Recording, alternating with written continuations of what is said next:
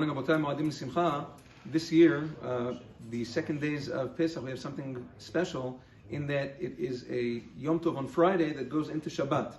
Now, both in Eretz Yisrael and in Chutz La'aretz, Eretz Yisrael this coming Shabbat is going to be a regular Shabbat. The Chag is over. Over here, Shabbat is going to be Yom Shmini Shel Pesach, the last day.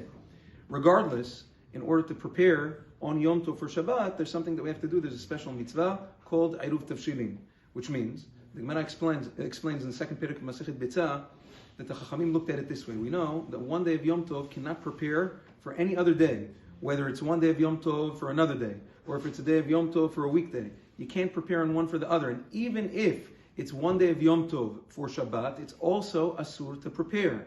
But the Chachamim understood that if we don't allow you to prepare for Shabbat, there's no other way you can do it. On Yom Tov, at least you can cook on that day. On Shabbat, you can't cook. So what are you supposed to do? How are you supposed to cook? So the Chachamim instituted something called Eruv Tavshilin, which is what? You take a little bread. During Pesach, obviously it's matzah. You take a cooked food.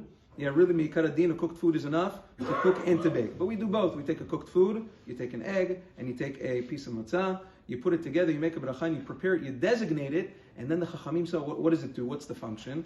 It's as if you started to prepare already from before Yom Tov. When did the Chachamim say that you can't prepare on Yom Tov for Shabbat? If you're starting on Yom Tov.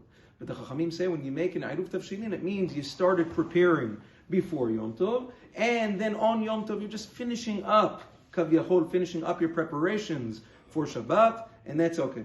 So that's why it's very important. If a person didn't make an Eruv Tavshilin, he wouldn't be able to prepare from Yom Tov to Shabbat, and then he won't have what to eat. He's not able to, he can't cook anything.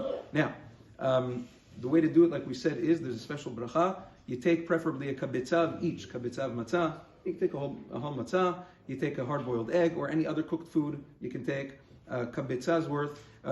Even kazait is really enough, but the minhag is to take a kabetzah. You hold it and you say, Baruch atah Hashem Elokeinu melech haolam asher qiddeshanu b'mitzvotav v'tzivanu al mitzvat Eruv. And then there's a text over there. You can say it in Aramaic, you can say it in Hebrew, you can say it in English.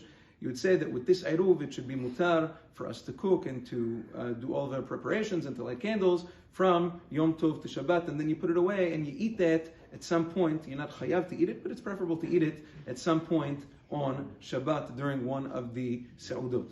Now, if a person did not make an Eruv, usually you can rely on the Eruv of Gedol Ha'ir. Usually, the biggest Talmid Chacham in the city makes an Eruv. He's mezakeh. He grants everybody in the city permission or a part of his Eruv, and in that way, they're able to cook. So usually people are covered, but it's important to do it yourself. You can start making the Eruv Tavshilin from tonight. Wednesday night is Leil Erev Yom Tov. You don't have to wait until tomorrow. You can do it tonight. You can do it tomorrow. Anytime before Yom Tov, you're able to make the Eruv Tavshilin, Yom Tov, and Moadim Simcha.